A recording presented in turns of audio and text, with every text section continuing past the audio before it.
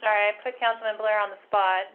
Good morning, everybody. We're going to go ahead and start. We do have a quorum according to Carrie, so I hope everybody's dialed in. And I am the council liaison to the Mayor's Commission on Water and Sewer Connections, and we have our wonderful staff in the room with me. They allowed me to invade their airspace. So we'll let Carrie do I shouldn't say we'll let her, she's in charge. Carrie's going to do roll call. Councilman Blair? Yes. I see Mark Natupsky on. I see Millie Owens on. I see Jim Hazelbaker, and I see Mike Breen. And it looks like Jane Orr, Sherry Hanna, and Sandy Griffith are not joined yet, so I will watch out for them and mark them when they do join us, but we do have a quorum. Okay. I believe everybody has probably received their minutes of the December 16th meeting, and so what I will do is ask for a motion to approve in a second.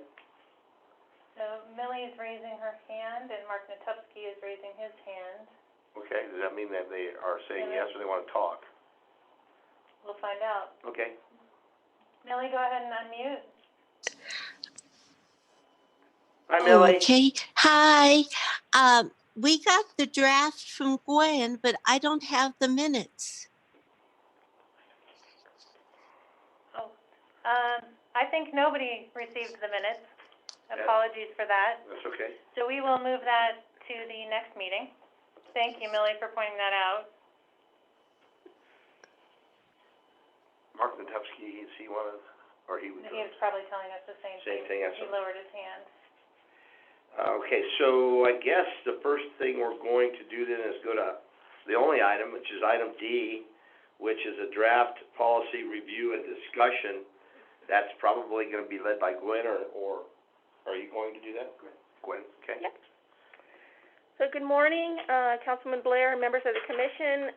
Information went out in your packet related to the draft policy, so I'm going to go over it section by section, and we'll take comments or discussion as we go along.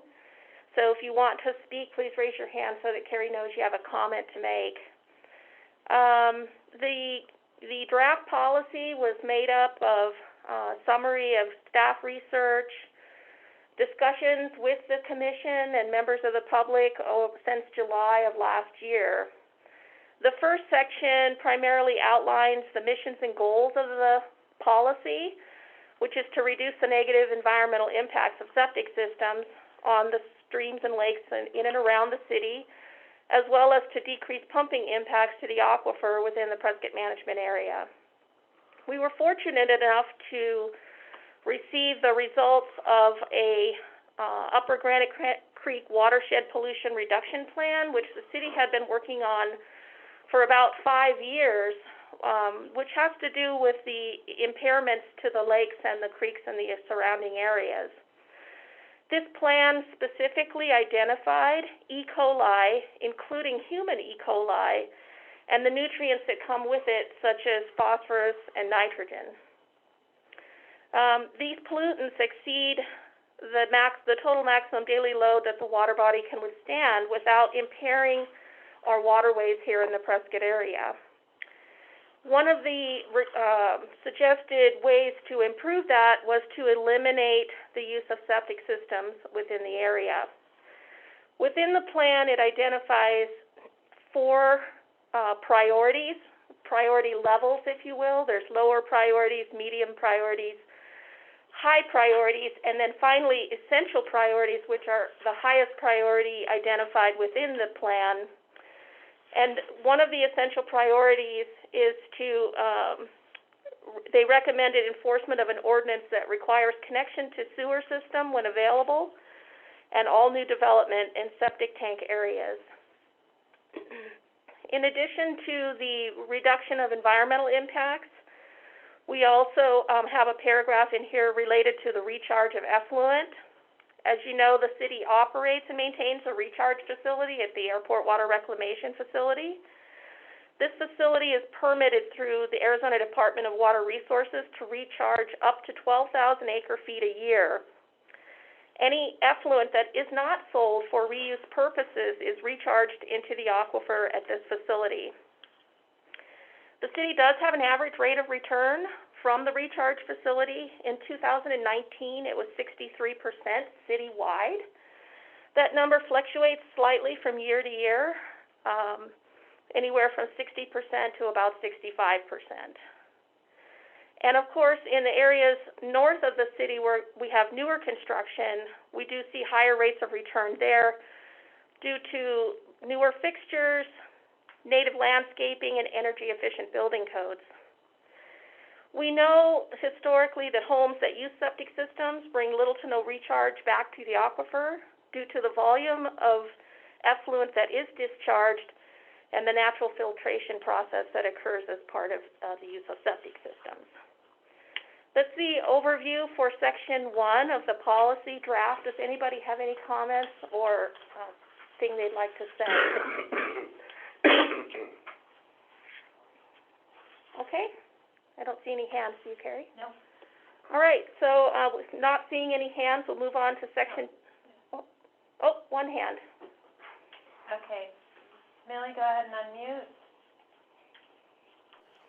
Okay, sorry. I keep raising my hand rather than, all right. Yeah, leave it up Okay, once right. On your very last sentence in your mission and goals under 2, you just said that homes which use the septic systems, it's the natural filtration process. Can you, so that would be 37% roughly? It goes back. Go ahead. No,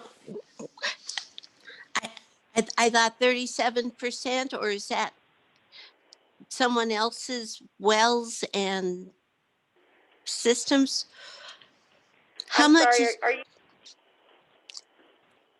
Oh, is there a problem? Where are you getting 37% from? Where are you reading that? Well, okay, it's under missions and goals, number 2, increased recharge. You're saying the city is getting 63% return rate currently, Yes. or 2019. So 63 and 37. And that's what I was wondering, if 37% goes back into the aquifer on leach fields and septic systems? No, what we're saying is for every gallon of water that is sent out and sold from the water system, on an average from all customers, we get 63% of that gallon back at the treatment facility. So that shows the reduction or loss, because that includes all unsewered areas. So every gallon of water that we sell to an unsewered customer, we get 0 back. But as a whole, for the total water sold, we get 63% of it back that we're able to treat and put towards recharge. That I understand. I just didn't know if that last sentence meant we can track how much goes back into the aquifer naturally. No, there is no way to truly track if any water gets back to the aquifer from septic systems. Okay, so what's the natural filtration process?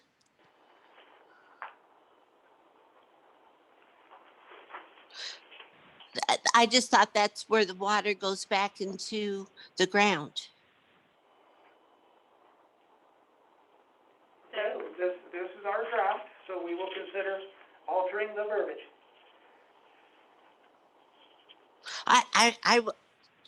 You asked if I had a question, so that's fine. Thank you for your Okay. question. Okay. We'll see if we can clarify that sentence a little bit further. And And Mike Breen also has a comment.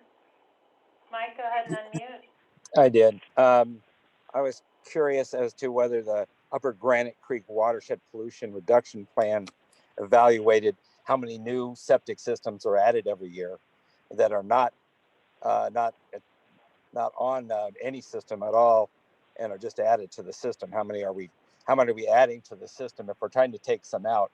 I know the city's approving and the county approves a number of new septic systems every year. Do we have a number? How many we're adding?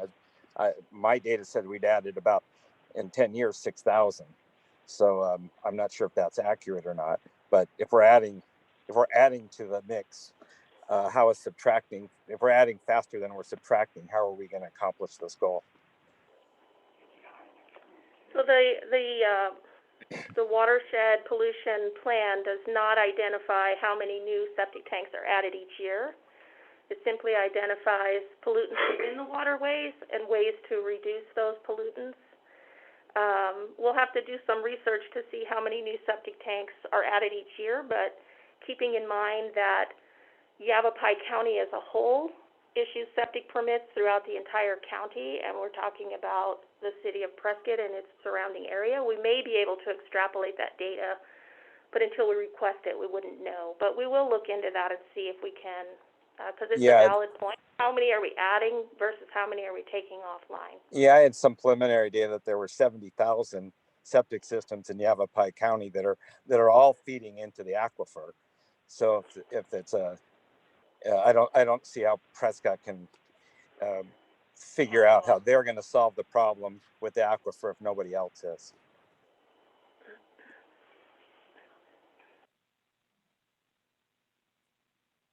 Any comment on that?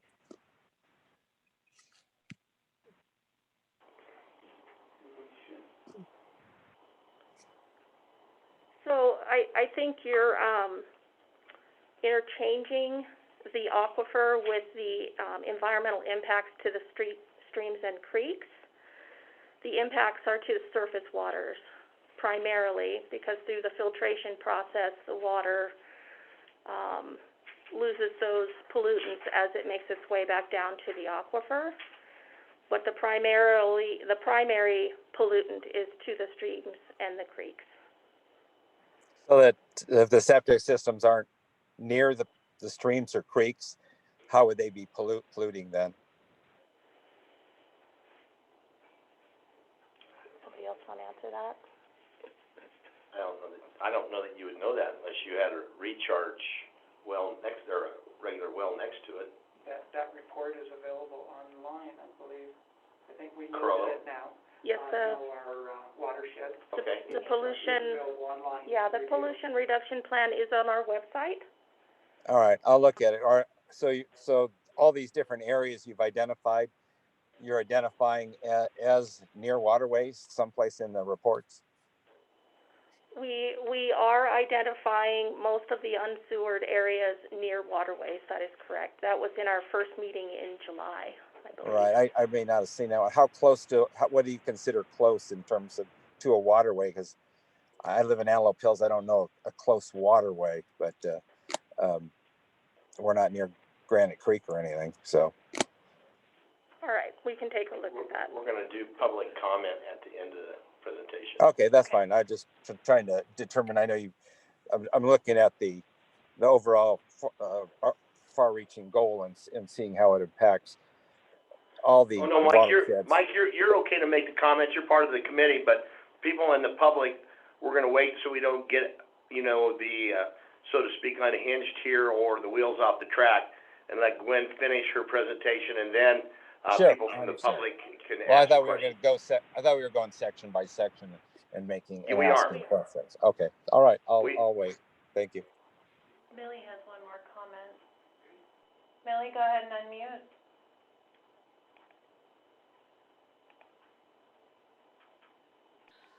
Just so everybody knows that's on the committee on the call can ask their questions after each section, and that either have them clarified or we'll put down as an adjustment for further screening of the policy. So make sure you feel free to do it. Mike, you're not having to wait until we're totally done, so do it section by section. But the public that's listening in, keep your statements until the end, let the committee do its work first, and then we'll take the public comments.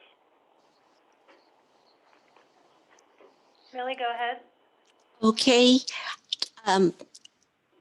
If the waterways, how much pollution from the, what do you call it, Prescott Lakes Parkway goes into Watson? Has that been examined? I'm sorry, can you repeat the question? Sure. My question is, historically, sometimes when there's too much water, it flows from the treatment plant on Prescott Lakes Parkway down the stream into Watson Lake. You're referring to something that went on many decades ago, Millie. It does not currently do that, has not for years and years. Oh, okay. Is that because of the drought, or I'm just wondering because of the increased demand on the system? No, it's all part of water protection and how treatment plants, treatment processes have changed. And once the recharge facility was built back in 1987, then all of the water has gone to recharge and no longer was released. Okay, because I think one of our first meetings, someone brought up the fact that water flows into the waterways during rainstorms and things like that. That's all. Okay. Thank you, Millie. Okay, Gwen? All right, you ready to move on? Yes, ma'am. Mr. Chairman? So Section 2 of the policy supports the missions and goals by defining when the policy is to be used and outlining the various scenarios under which connection to sewer would be required. It was brought to my attention that we needed to add some language to this policy related to new construction, so that new construction would be required to connect to sewer if they receive city water in order to not continue to add unsewered areas into the city. As a result, the very first paragraph under the sewer connection policy is an applicability statement that the policy only applies to single-family residential. New subdivisions and commercial projects shall construct and connect to city sewer as a condition of receiving water service. After that, we move on to 5 different scenarios under which connection would be required or conversion from septic to sewer would be required within the guidelines. Hey, Gwen. Yes. Just a real quick comment on the first sentence of the applicability. Single family residential, now that I look at it, and we've looked at this, I don't know how many times, but obviously as we go through it, we're always catching other things. I'm not sure, we may want to tweak the single family residential to something like individual homes or individual residential units, because I just don't want people to confuse it with the zoning concept of single family residential. Okay. We're talking about individual lots and homes in this as we go through the connections policy, because new subdivisions are still single family homes in most cases. You follow? In most cases, yes, I do. Yeah, so we may just want to tweak that just to make it clear, either in a parenthetical, individual single family residential, or, I would use the term onesie twosie, but that's probably not very professional. What about individual homes or lots not in a subdivision? Well, some of them are in subdivisions, that's the thing. You know, some of Oh, I them see. are in older subdivisions. Am I off? Yeah, so we can work the language. I just want to get that out there that we may want to just really clarify that I don't want some subdivider to come in and go, I'm doing single family residential. So, you know what I mean? We can clarify it though. We don't need to draft it right now. Okay. Yeah, we also do have the opportunity that there could be some individual commercial properties that are unsewered. Right. The second sentence clarifies that. And also we probably need to say new subdivisions, multifamily development and commercial projects, because if somebody does anything more than a single family home, like a duplex, we have to kind of think about that. At what point are we going to mandate or look at a multifamily as a sort of commercial requirement, 4 units or more, 10 units or more? We may need to think about that too. So we don't get, go ahead. Right now by code, 4 or more is considered commercial. Okay. In terms of sewer connection. Well, we can define what that looks like, but in terms of building codes and zoning codes, it's 4. That's fine. 4 or more. Okay, that works. We just probably want to clarify that at some point as we finalize this thing. Okay. The next section is, as I said, about connections. The first one is for new home construction that is adjacent to or abutting a sewer main. New construction that receives city water shall connect to an existing sewer main when the home is built, if the sewer main is adjacent to or abutting the property. And at our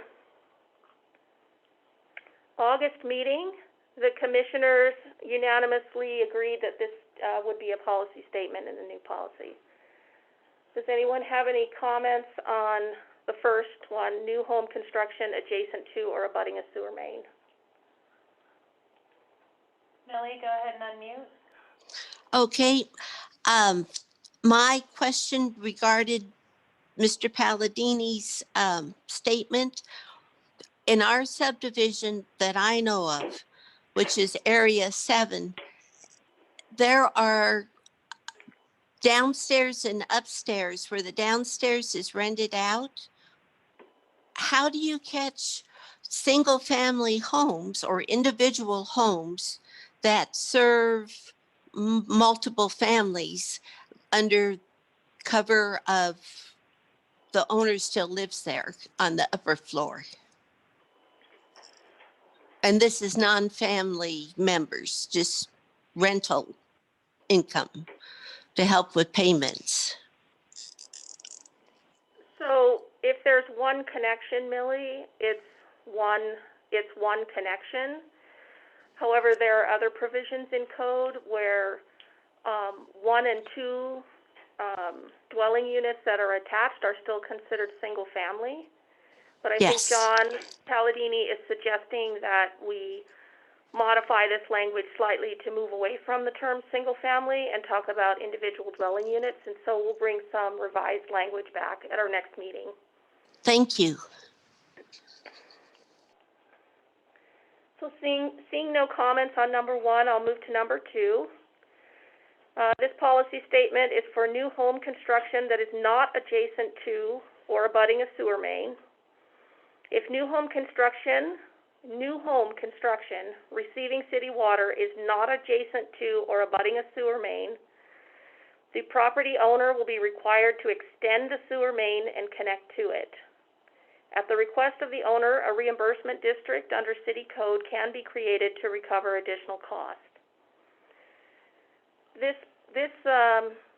city code policy has been in city code for a number of years and is used frequently when connection of or extension of sewer main is needed or required by the individual that's building. Are there any comments on statement number 2 for new construction? Mark Natowski, go ahead and unmute. Good morning. My comment pertains to actually the next section, this in relation to the next section, where we talk about collection mains and cost responsibility. I think there's an opportunity for a dispute here because the property owner in this particular section would be required to extend a main out of pocket and perhaps create a reimbursement district as indicated. However, in the next section, it talks about the cost of collection mains to be paid by the wastewater fund and ratepayers. So I just think there's a potential kind of a conflict there. Thanks for that remark, Mark. I do want to point out that we haven't gotten to statement number 5 yet under the sewer connection policy, but under statement number 5, if new sewer is constructed, an owner would be required to connect to it either within 18 months of completion or when the property was sold or the leach field failed, whichever occurred first. So if an extension of a main was constructed, then those properties that were on septic tanks adjacent to that main would then move into policy number 5 and be required to connect to it and reimburse back to the owner that extended it within 18 months. Okay, I mean, I understand that. It just seems to me that there's a potential conflict there. I'm not going to make the rule on it. I'm just pointing it out. Thank you. And Millie, go ahead and unmute. Millie, you'll have to unmute again. I am out of my league concerning the creation of governmental water entities and the new subdivisions coming in, creating their own water district, and how any new subdivider can come in and create their own governmental water entity by this. Can we prevent that from happening in the language? Millie, that has to do with water connection, not sewer connection, and we're focused primarily on sewer connection. That's right, perhaps right. a question for Councilman Blair outside of this meeting. Really? Okay. Yeah. Because otherwise they want water reclaimed, but other people are taking it away from us before we get it reclaimed. Okay. Thank you, Millie. Okay. Policy statement number 3 has to do with the use of septic systems. There is a provision in the policy for the Public Works Director or his designee to allow the use of a septic system that would otherwise be prohibited under these rules. In all cases of installation of new septic system, the owner would sign and the city would record in the office of the county recorder's office an instrument that would require abandonment of the septic system and connection to an abutting or adjacent sewer main when it becomes available, regardless of the age or condition of the septic system. This statement would require some sort of agreement, I believe, with the county that the council would have to implement in order to adopt this policy number 3.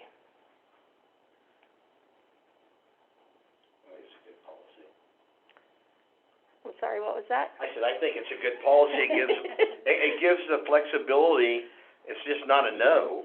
It gives the flexibility and then earmarks that septic tank into the system that if there ever is a main line within the vicinity that they have to connect to it. And that makes total sense. Okay. Looks like no comments, so we can... We have no raised hands on that one. Okay, we'll move to policy statement number 4. Existing homes connecting to existing sewer mains. This was discussed extensively at our October meeting with the commission, all the various options that we thought of that might be available for connection of existing homes that are adjacent and abutting an existing sewer main and how soon they would be required to connect to that sewer main. The three recommendations from the commission were within 18 months of adoption of the sewer connection policy, when the property would be sold and ownership transferred, or when the existing septic system or leach field failed, whichever occurred first. And I do think it's important to note that the staff research indicated that 18-month connection to new sewer has been a long-standing policy in the city all the way back to the 50s here in the city of Prescott. So that recommendation was straight from the commission. Are there any comments from the commissioners regarding that policy number 4? Okay. Seeing none, we'll move to policy number 5. We talked about it a little bit, but primarily this is for existing homes that would connect to new sewer mains, and that focus of that would be from our December meeting with Carollo, where they identified 12 unsewered areas within the city. The sewer connection program would be established, which would be a 20 to 25-year program because of the funding obligations required to implement it. The program would identify and prioritize the design, construction, and funding for new sewer mains in areas that are served by city water but currently on septic system. It would also include annual funding in the city's budget for design and construction of projects within those areas. At the completion of the construction of the sewer main, existing homes would be required to connect to the new mains. And I'll just make the comment as we continue to move forward through the policy that in the cost responsibility area of this policy, the reason that homes would be required to connect at the time of construction of main is because that's the only time that the city would be able to fund the homeowner's portion of the improvements to connect. So again, the connection would be required the soonest of 18 months of completion of the sewer main, or the option is there for when the property is sold and ownership transferred, or the existing system were to fail. Does anybody have any comments on number 5? Millie, go ahead. Millie, can you unmute? Alrighty. On the trunk mains, 1A, who are the ratepayers? Is that the owners or the users, or could you clarify what you mean by ratepayers? So the ratepayers are the property owners within the city's water service area and sewer service area. It's the people who pay the monthly bill.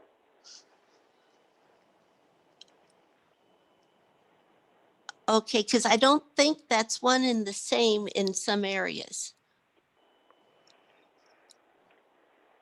Okay, we'll take a look at that and make sure we're consistent throughout the document. Okay, and then the development impact fees, when will that incur? Because if we got our area done first, then it's a no-brainer.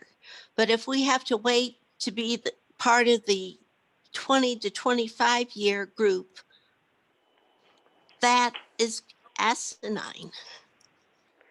So you are correct. Today, development impact fees today are set at $3,020 for connection to sewer.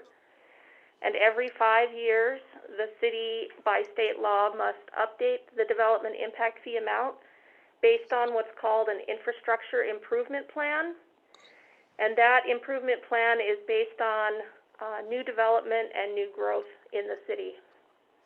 So you are correct, every 5 years the city would reevaluate it. I can tell you that in 2018, the sewer development impact fee went down from what was collected in 2013 to 2018. Right now it's $3,020, but it is subject to change over time. You are correct. Okay, so what you're asking... Millie, can let me just interject here to clarify. Impact fees are only for new development. Impact fees can only be used relative to growth. Existing development and existing deficiencies do not pay. You cannot charge impact fees to correct existing deficiencies. So an existing home that's not on sewer is an existing deficiency, generally considered not a function of growth. So I'm not sure I didn't quite understand your comment, but impact fees are going to be charged to new homes when a building permit is pulled only. Can we put that in there It's in there. specifically? It just goes without saying. I mean, it is just a function of the law. So I think that the more you put in those kinds of explanations, the more, actually, to me, the more complicated it becomes, because that means everything else needs to be explained as well. But the part that I'm worried about is the ratepayers and DIF fees. John, It's I have all a question. same sentence. Okay. Sorry, Millie, I thought you were through. But John, my question would become, is as we move through this and we take on an area and we're adding sewer to the new lines, they're going to have an impact on our sewer system and our facility. What fee then can we charge? There is a cost of doing business. Well, right, but it's I think generally speaking, sewering currently developed areas that are unsewered, I'm pretty sure that would be considered an existing deficiency. It's like, the analogy to me would be like having a road that is not big enough to handle, not big enough to handle traffic, and the city goes in and widens the road. Generally speaking, that widening might be considered an existing deficiency, and therefore you can't use impact fees to widen the road or fix the road, for instance. Maybe I mean, again, it's complex to say the least when it comes to the impact fee analysis. But maybe there's a fee that could be charged for the plant or the treatment plant portion of it as essentially a tap fee. But as far as putting in the lines, in existing neighborhoods, I just don't think that's a function of growth. I think that's an existing deficiency. Great.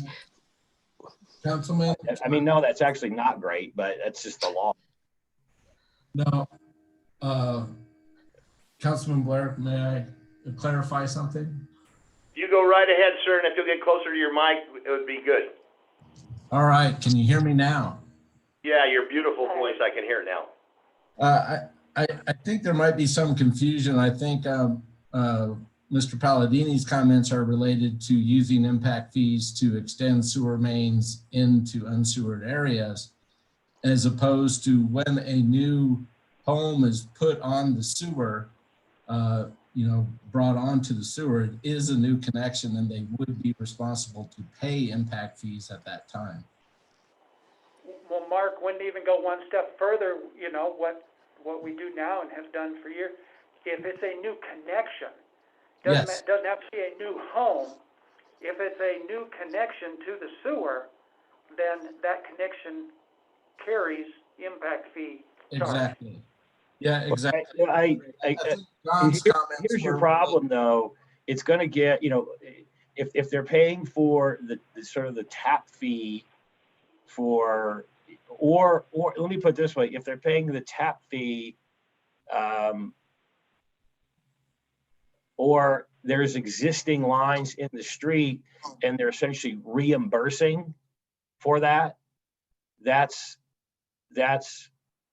an impact fee charge. In other words, right. But in this case, if you're talking about a project to create an existing deficiency and then trying to back charge existing development to tap into that's going to be a problem. And John, I don't think that's what we're talking about here. the impact fees are for the mains, the treatment plant reimbursement and all that. And any connection to the system, the sewer system, pays an impact fee when they connect, because that's when their impact is on the system. For new builds.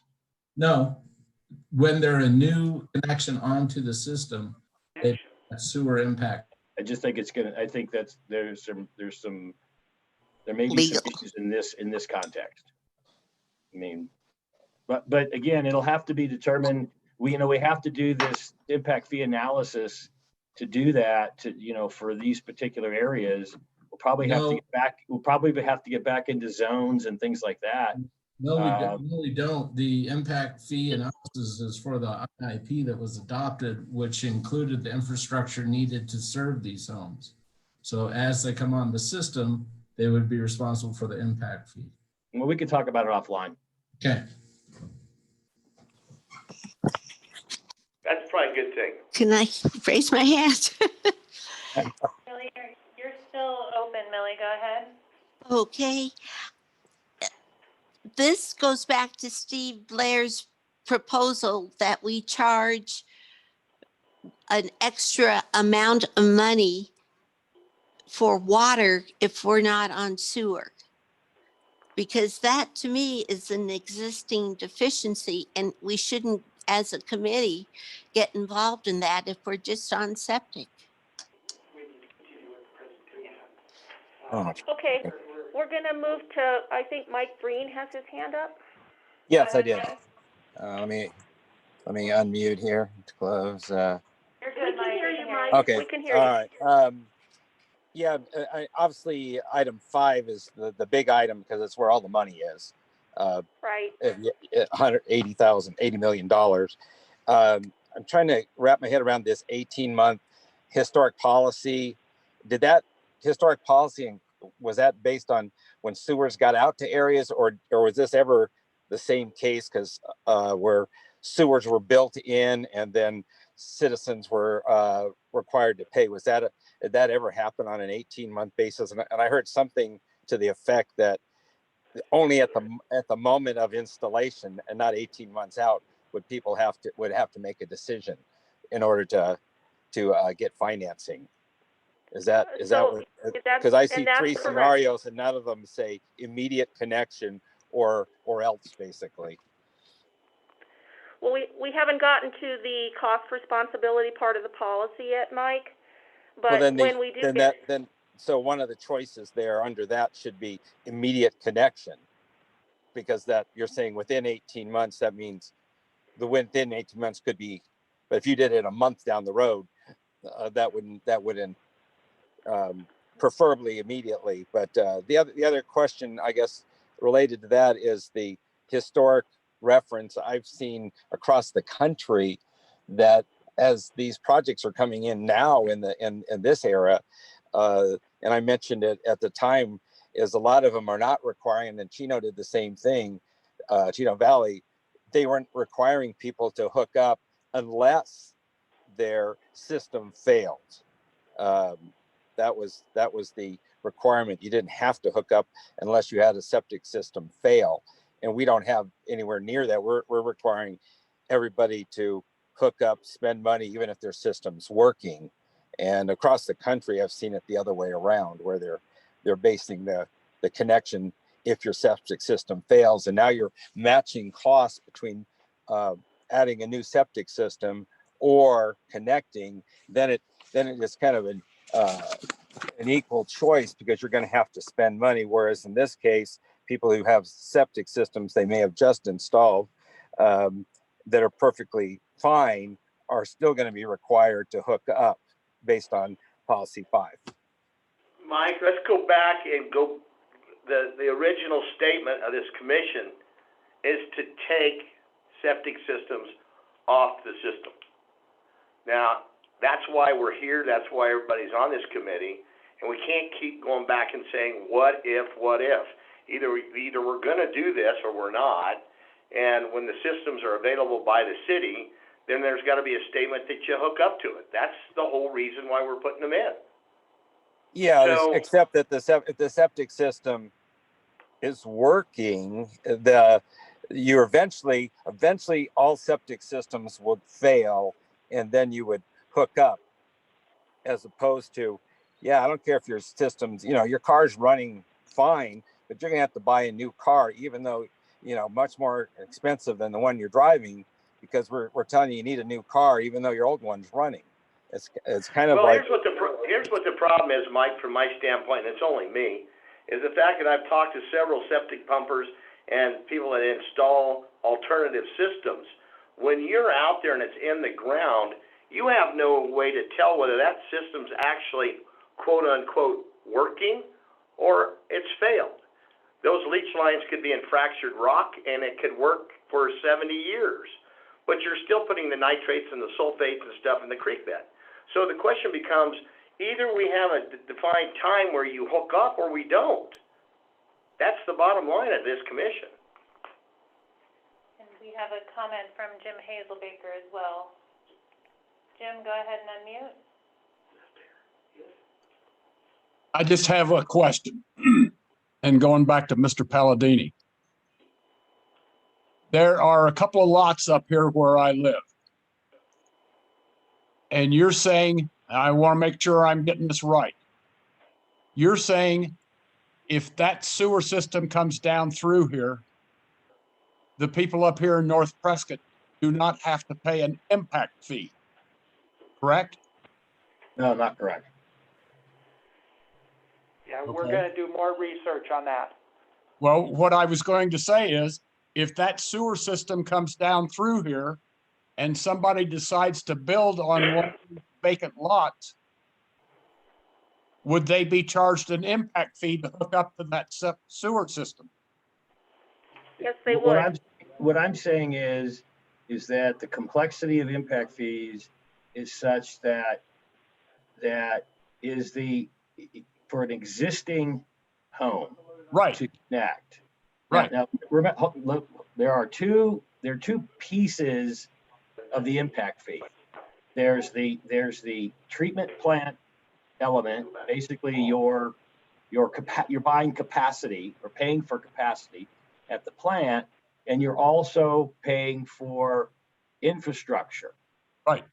So the question, and it's not answered, is an existing home that the question is the sewering of areas not sewered an existing deficiency, or is it related to growth for existing development? And I don't, the answer is not crystal clear. So there is no clear answer in terms of, at this point, in terms of who would pay impact fees for the cost of the lines. The cost of the capacity is from an impact fee standpoint, is most likely payable for by everyone.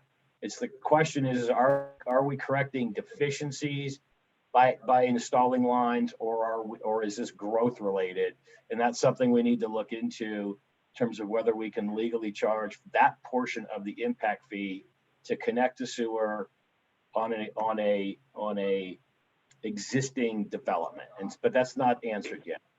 Hey, John, may I suggest, for the sake of time, that Public Works staff and Mark Woodfill and you meet, and we need to get this certainly clarified before we move on, but we need to finish this draft proposal. Yeah. So if you guys will do that before the next meeting, it'd be great. Right. Let me also make a comment, though, about the prior comment, is that it seems that there's an incorrect analogy being made when we talk about other parts of the country, allowing for the system to fail before you have to connect the city sewer.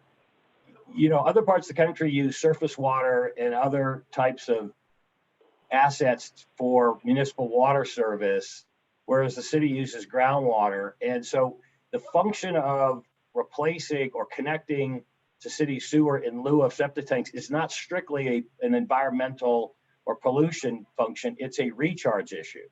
So even though your septic system seems to work okay or not, and again, according to Councilor Blair, it's hard to tell. Another major factor is the recharge, where we get 60, 80, 90% of the water recharged back into the ground, even when, compared to a septic system, even when the septic system is working perfectly. So we have to remember that for this policy, it's not just a water pollution policy, it is a water management policy. Okay. All right, so in the interest of time, we're going to move on to the cost, responsibility, fees, and funding portion of the policy, which is section 3. We discussed in our September meeting, Mark Woodfill led the conversation related to the various components of sewer connection, which includes the trunk mains and treatment plant, the collection mains, the on-site improvements, as well as the monthly sewer bill. The way that the draft policy is written, the cost of construction of the major trunk mains and the treatment plant are supported and paid for by new connections to the sewer system through the assessment of a development impact fee. And we're not going to circle back around. I'm just going to overview it here, and we'll come back at our next meeting with some more information on this. Collection mains are typically paid for by the developer when the subdivision is subdivided. However, the recommendation from the commission was that the cost to construct the collection mains, or in other words, those mains that are located in the street for collection of sewage from the individual lots, would be paid for from the wastewater fund, from the ratepayers, or those folks that pay utility bills. Keeping in mind, there was considerable discussion about this particular cost, and consideration was taken for the fact that the cost of the mains would vary widely from area to area. There are a lot of factors that would make one area considerably more than another, things such as connection to gravity sewer or low pressure sewer, how difficult it is to actually install the sewer, the difficulty of excavation, whether lift stations are required, whether grinder pumps are required. Those costs result in a wide range of costs in each individual area, with the majority of the costs coming in these collection mains. The on-site improvements, those would be the improvements on your personal property for the homeowner to connect to the sewer main. That includes yard lines, abandonment of septic systems, and ultimately the development impact fee. And then, of course, the monthly sewer bill, which is always paid for by the user of the system, would be also paid for by the property owner. Are there any questions on Section 3.1, the responsibility for payment or responsibility of cost? Looks like Mike has a question. Go ahead, Mike. We can't hear you yet. Mike, There we go. you? Now There you can we hear go. me? Yeah, at an earlier meeting when we were discussing the payment, we discussed several options that I don't remember we arrived at. One was totally paid for by the property owners. There was another one, 50-50, property owners, ratepayers. And then there was a third option where the cost was divided among all the ratepayers with different rates of what that would attribute to a monthly bill. And it seems like we didn't really arrive at a decision, but this document we have at this point, the draft, doesn't discuss those any further and comes up with the 100% being paid by the property owners. I was trying to find out why that discussion didn't arrive at a determination by the commission and is reflected in a final decision, whoever made the draft report. So the cost of paying for the collection mains? Not the collection mains. The actual, not the collection mains, the actual sewer. The sewer charge for the lines and the actual sewer lines running down the streets that are going to be new. So those are the collection mains. What you're speaking of are the collection mains. Right. And the draft policy is recommending that those costs be paid for from the wastewater fund and the collection of some of the new fees and penalties that are recommended in Section 2. The cost of the collection mains, I don't know if you recall in the meeting where Mark Woodfill was presenting, but we also had Candace Manny-Busan come and speak about the opportunity for grants and potential grant funding. And primarily, the initial research indicates that grants are available at this level for the construction of collection mains. There are only 1 or 2 grant opportunities that we know of at this time, although we continue to look for them, that might be available to individual property owners for their on-site improvements. And those would even be subject to low-income households, etc. So there could be some potential opportunity for subsidizing the cost of the construction installation of the collection mains through these grant opportunities, and that would provide some relief to the wastewater fund and the ratepayers. Yeah, I looked at the amounts of grants and the availability and the timetables probably aren't suited to an individual applying, but they look like a minimal amount of money in terms of total impact against $80 million. They didn't seem to be a significant. It isn't like the Verde project that had $25 million that got turned down versus 32. We're not getting anywhere close in any of these grant situations that I read about to funding even a significant portion of, not even anything but a few percentage points of this total cost. So if we take grant picture out of, you're still considering that this is going to be paid not by no payment by across the board by all the ratepayers, all the 20,000 ratepayers, or 50-50. You're basically concluding that the sewer district, which is whatever you create, would be paid into by and all that money comes from the existing property owners. Is that a valid conclusion? No, that's an incorrect conclusion. Based on the way the draft policy is written right now, the cost of construction of the collection mains, which is the largest portion of the cost of connection of these properties, would be paid for by all the ratepayers. The 20,000 plus ratepayers we have here in the city, as well as being subsidized by grants. That cost would not be solely borne by the property owners. That is the only cost in this list of A through D that would not be solely borne by the property owner. Thank you. And Millie also has a comment. Go ahead, Millie. Okay.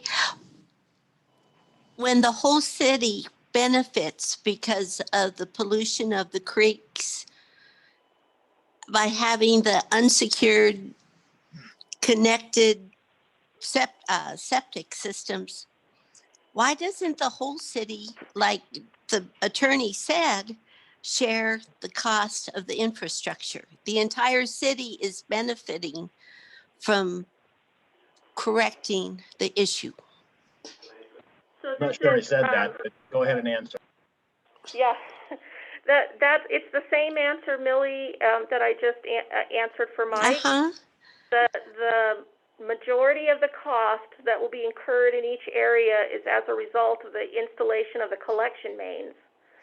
And the cost of the collection mains is proposed under this policy to be borne by all of the ratepayers, the 20,000 plus ratepayers here in the city of Prescott and the surrounding area, as opposed to just the individual property owners. So Okay. the primary cost of the installation is being borne by the majority of the city people here in the city. I think we need to keep moving on because we really do have a time constraint today. So I'm going to move into the fees and penalties section of the policy. These were some ideas that were researched and brought in by staff and the finance department, including the finance department, to possibly assist with the cost of recovery of the sewer connection program. So it's recommended that these fees could potentially be assessed as part of the monthly utility bill to properties that receive water but are not yet connected to sewer. The first one is a monthly sewer fee that would be equal to the amount of the average sewer bill by class. So in other words, if you're a single-family residential, you have an average sewer bill for a single-family residential as established by the city. There's an average for multifamily, there's an average for different types of commercial uses. So the monthly sewer fee equal to the amount of the average sewer bill by class would be assessed to water users that are adjacent and abutting the sewer main but are not connected to the sewer. The second fee would be a water finite resource fee or a water surcharge, one or the other, not both, would be assessed to those water users that are not connected to the sewer to help recover the loss of the ability to recharge the water. And the third suggestion is a water pollution penalty that would be assessed to water users that are adjacent and abutting a sewer main but are not connected to sewer. Do we have any comments or questions regarding the fees and penalties section of the draft policy? Millie, go ahead. Okay, the B part, the water finite resource fee, we can't control that because there is no sewer yet, correct? You mean you can't control the fact that you can't recharge because you don't have sewer? Yes, so that's like a penalty fee or a penalty tax. Essentially, yes. Okay, and that's beyond our control. Because the water came with the service whenever the house was built, correct? So now you're adding additional fees.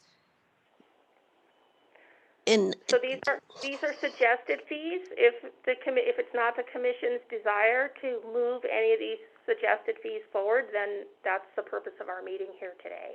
Okay, I would veto part B of 2B. And Mike Green, go ahead. Unmute. Okay. Let's see. Am I talking or not? I can't hear. Yeah, we can hear you. I just to back up just a little, just 1 second on the other one. Are we saying in that policy that the $80 million is divided over all the ratepayers in the 20,000 ratepayers? That's correct. And so that those fees of $60,000, $40,000, $30,000 or whatever it's going to be in a neighborhood for that individual sewer is for each time we develop it is divided over the entire 20,000 ratepayers. That's correct. As we construct in each neighborhood, the cost of the collection mains would be paid for by the ratepayers. That's why we know the program will likely be a 20-year program because those costs would have to be spread out over time. If you recall, when we they had a month. They had a. We said if we did them all today at the same time, it would be this much money, but we're not going to do it all at the same time for more reasons than just what it would cost. Got it. Therefore, so I think you're on board here now. Okay. Because I had homeowners saying, am I based on who they've been following this and they're contacting me and they're saying, are they saying it was unclear whether it was a broad-based everybody pay or an individual homeowner responsible for 100%. That was it, from the language and no cost breakdown charts or anything. They couldn't really determine what it was. So that was my question. I would be real careful, Mike, in your development of sharing too much accurate or inaccurate information, because the whole idea is to put all these fees and all these comments and all these dollars together so that when we do move into public comment at the individual neighborhoods in individual sections, then they're going to see the maps, then they're going to see the fees, and then they're going to see everything. And that's Well, when yeah. that's when These- your folks out there can either support it or not. Well, these are people who are following. They're probably right now listening to the meeting. I have Okay, people good. following, so they're right up to speed with everything we're doing, and their questions are based on not knowing, but have been watching everything along the way out of interest. So As we are right now, and I can be corrected because I'm wrong quite often, but as it sits right now, all the mainline costs are going to be shed out throughout the system. The water connection main lines throughout the 20,000 plus users. So when we start breaking down individual home costs, that's going to vary based upon terrain, based upon whether it's in the front yard, backyard, whether you're going to have to reroute it. Those costs are going to change, and we just don't know what they are, how to put our arms around those yet. Right. I understand that completely. Thank you for clearing that up. And then the cost to the property owner specifically would be their individual costs to get a line out to the sewer. Correct. Okay. That's correct, as well as the abandonment of the system and development impact fees that would be included in the property owner's cost as well, but we're still working on clarification of that. And not to add anything in there, because we're going to be short on time here again, but I'm sorry. the whole idea behind each individual section is to hopefully have one or two contractors that will hook up individual houses where they're mobilized on site. They can do them all at the same time for a lesser of cost to the homeowner. So we're working on that as well. Go ahead. Okay. All right, so we'll move into number 3, which is funding, which is actually just a summary that the funding for the water and sewer connection policy are made up of grant opportunities, the wastewater fund, which is the ratepayers for the sewer, and private property owners. We also have the primary funding mechanism is the formation of an improvement district, which would be done at the time of construction of the collection mains within each neighborhood. And at that time, we would have the opportunity for homeowners to participate in financing their portion of the cost of connection to sewer. And as Councilman Blair pointed out, the final details or the finer details of that will be borne out as each area is actually has the sewer brought to it as part of the program. So that would change, interest rates and things like that change over time. So those final details would come at the time that each district was formed. Are there any other questions on section 3? It's a big one. Millie, go ahead. Okay, under the improvement districts, that's 50% plus 1, correct? So can they debate it and decide not to be in an improvement district? So I'm going to let Mark Woodfill answer that question if he's still on the call. I am still on the call. Great. So an improvement district is formed by council, and if members of an improvement district object to it and pull a petition, they can get 50 plus 1 members of that district to sign the petition. It will keep the district from forming. If the district doesn't form, the improvements in the district would not be able to be financed through an improvement district bond. And you know, I guess the property owners would just have to pay their cost without being able to finance it. All right, thank you, Mark. So, I see Mike's hand up one more time. I was just following up to Millie's question. So if it was a special assessment district and you say, and if it failed, then the city could still go ahead and put it in? Is that what you're saying? You know, the question would be this policy, if property owners are required to hook up, properties owner are required to hook up. An improvement district is just a way to finance those improvements, offer a financing option to the property owners in a district. So if they elected not to go with a special assessment area, that doesn't, like 10 years ago, that killed the projects. in my neighborhood, when they didn't form a special assessment district, that stopped the project going forward. And you're saying the sewer would still go in without any financing. Is that what you're saying? No, I'm saying whatever this policy is, the council ends up adopting, if it requires people to attach to the main within 18 months or failure, whichever happens first, that's the policy. The improvement district, the reason it failed in North Prescott before was the whole cost of the project was being paid for by the improvement district, the collector lines in the street and the lot costs. So when it failed, there was no funding source to put the collector lines in the street. Again, if this policy goes through and council approves paying for those lines with the rate payers as a whole, then I believe, and I defer to legal, that it goes to this policy. If the policy requires hookup, it requires hookup. There just won't be a funding or a financing means. Interesting. Okay, so we're going to move on to the last part of the policy, which is section 4, the summary. So in summary, the city will establish a sewer connection program to implement septic conversion to sewer over 20 to 25 years, including the design, construction, and funding and implementation. Prioritization will be made for construction of unsewered areas within the program. The prioritization will include how difficult it is to construct within each area, whether the area is inside or outside of the city.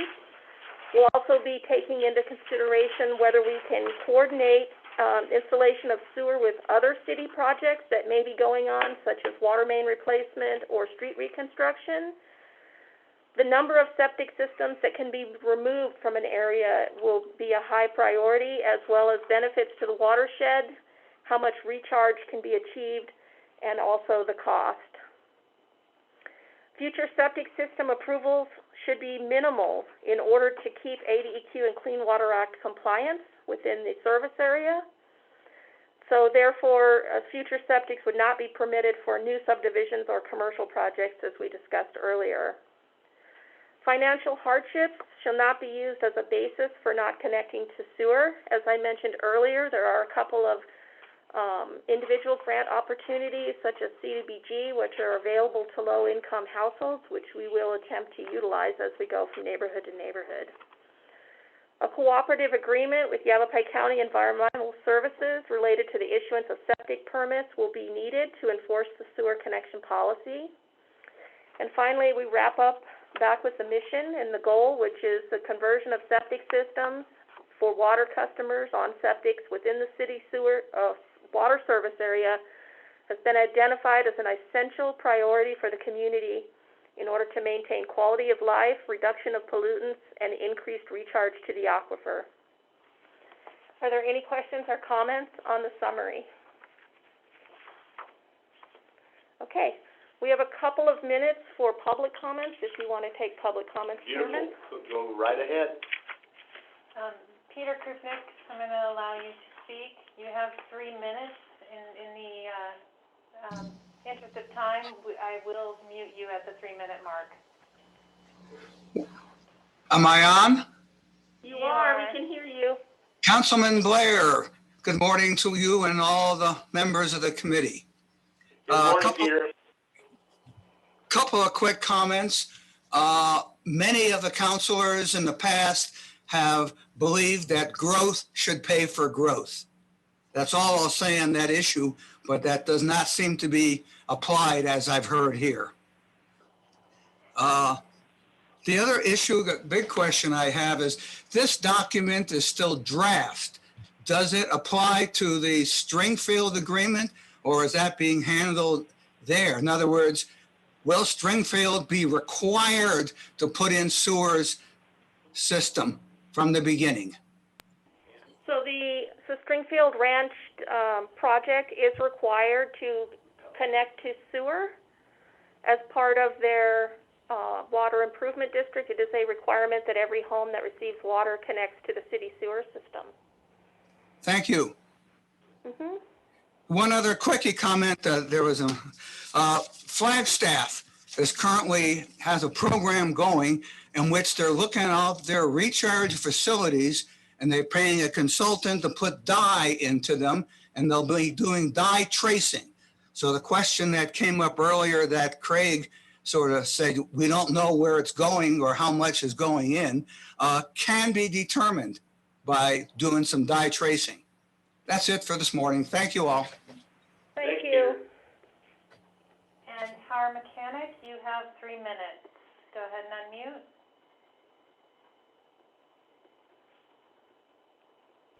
Good morning, Howard.